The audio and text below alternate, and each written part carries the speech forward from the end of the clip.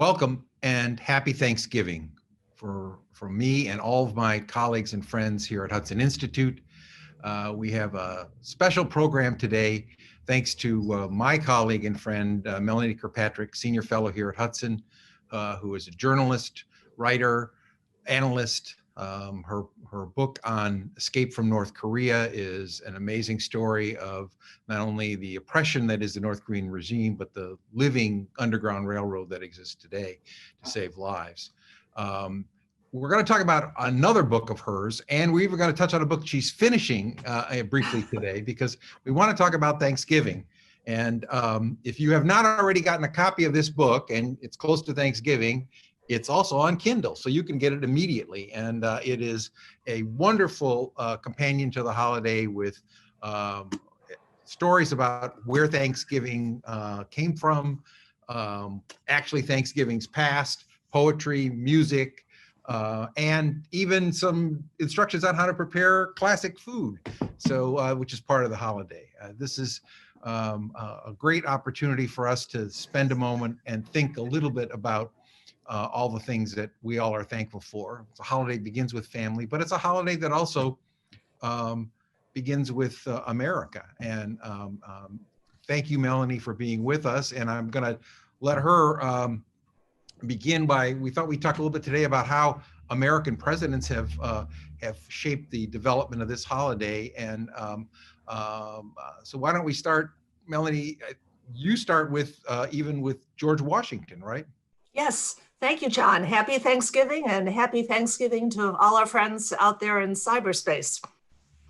One of the subtitle of my book on Thanksgiving is The Holiday at the Heart of the American Experience. And this is what I discovered during my research, that it's not just about pilgrims and Native Americans. George Washington, for example, as John mentioned, played a large role. He was the first president to issue a Thanksgiving proclamation calling for a national Thanksgiving. And believe it or not, it was controversial. This was during the first Congress in 1789, September, and the Congress had been meeting since March and was about to take a break, and decided that they would ask Washington to declare a national Thanksgiving.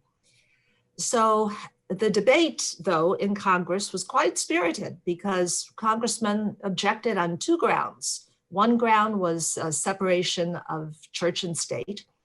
Thanksgiving was a religious holiday, and therefore the president, under our Constitution, should have no role in it, because the president shouldn't involve himself in religion. So the argument went. And the second objection had to do with the president's powers.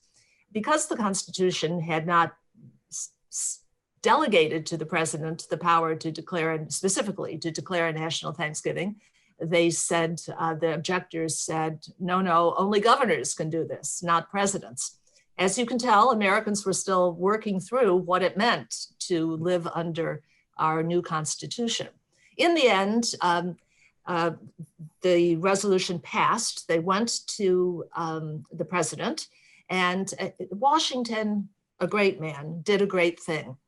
He issued a proclamation, but he did not order the governors to call a national Thanksgiving, as he put in his proclamation. Instead, he requested that they do so, thereby indicating that proclamations did not have the force of law.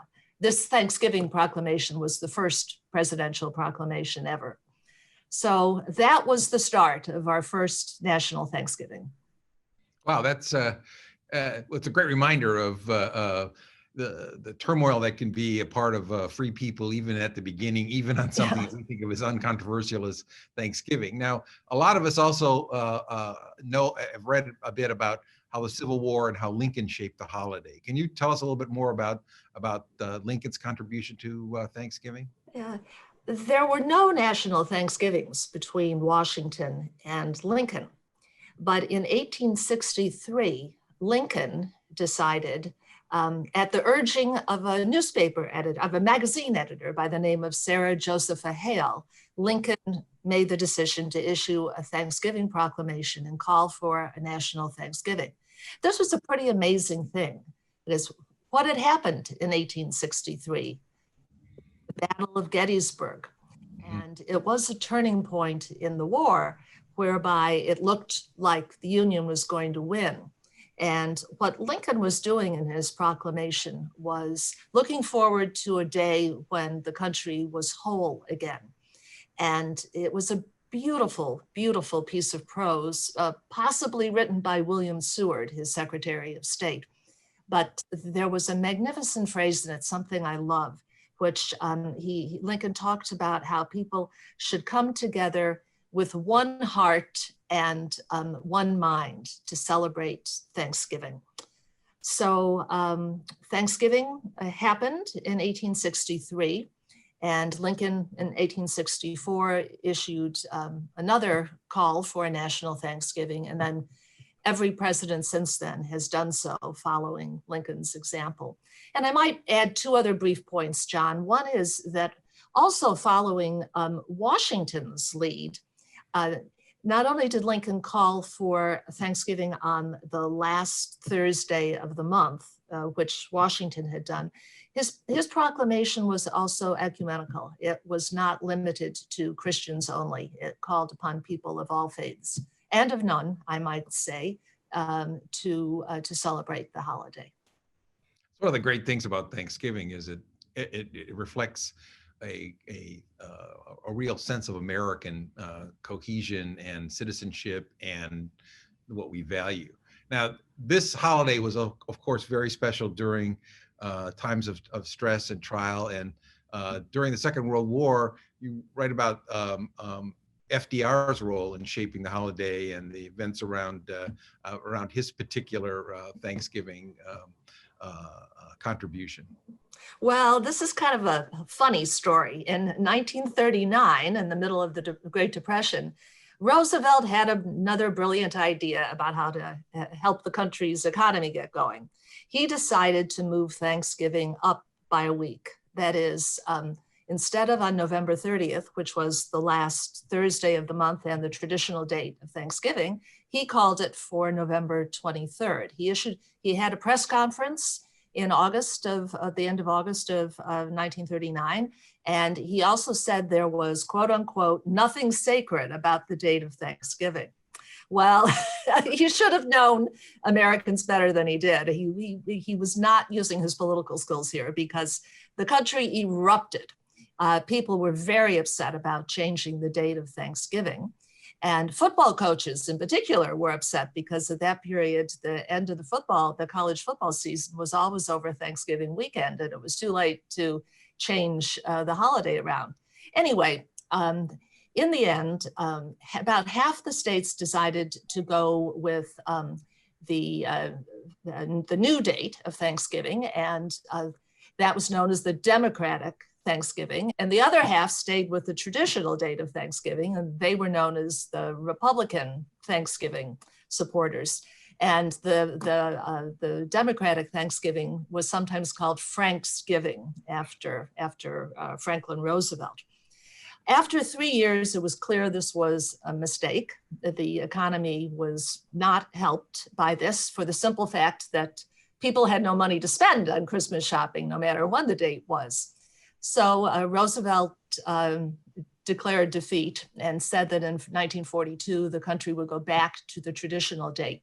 And in the meantime, Congress passed a resolution which he signed, saying that Thanksgiving henceforth would be enshrined in law, and it would be the fourth Thursday of the month. And then finally, in 1942, back to the traditional date.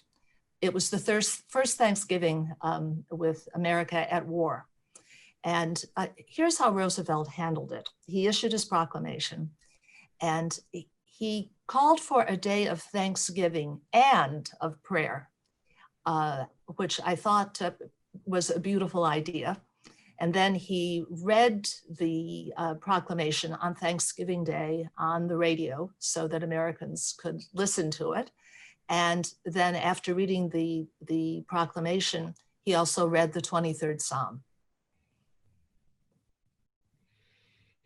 Well, thank you. Thank you for helping us remember. Thank you for helping us kind of see the depth of the development of this holiday and the traditions that we're carrying on, that we pass on to our children and our grandchildren. And from both of us and from all of our colleagues, happy Thanksgiving to all those watching. We wish you much peace and health in this difficult time, and hope you enjoy the time with your family. It's an amazing part of our holiday that it's an opportunity to celebrate families as well as our country, and we are all blessed. So thank you, Melanie, and thanks to all who are watching. Happy Thanksgiving.